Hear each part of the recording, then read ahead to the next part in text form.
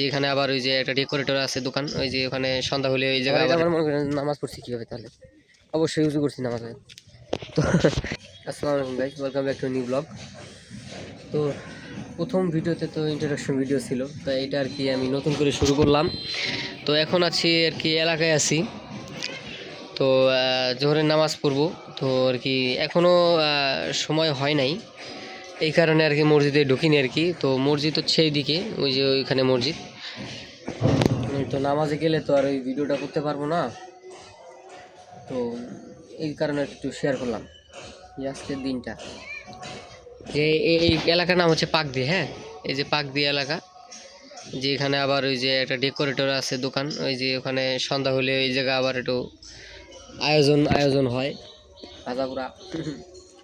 তো যাই হোক, এই যে নামাজ পড়তে আসছি আর কি।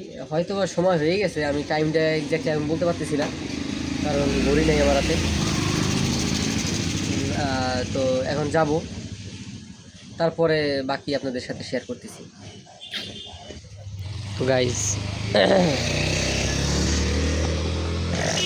নামাজ শেষ করলাম, ওই যে মসজিদ ছিল, বাসার দিকে যেতেছি।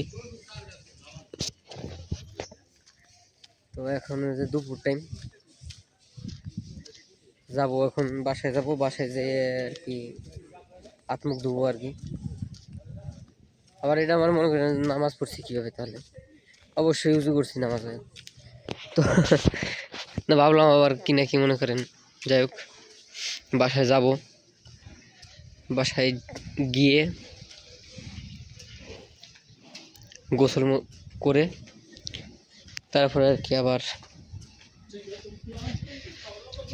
অন্য কাজ করতে হবে। তো আজকের আমার জীবনের,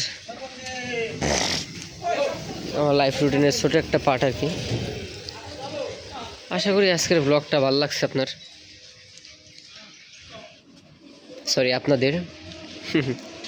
আশা করি আজকের ব্লগটা আপনাদের ভালো লেগেছে। ভালো লেগে থাকলে লাইক, শেয়ার, কমেন্ট।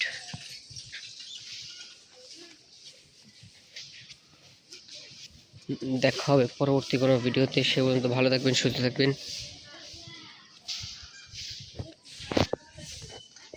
আল্লাহ হাফিজ।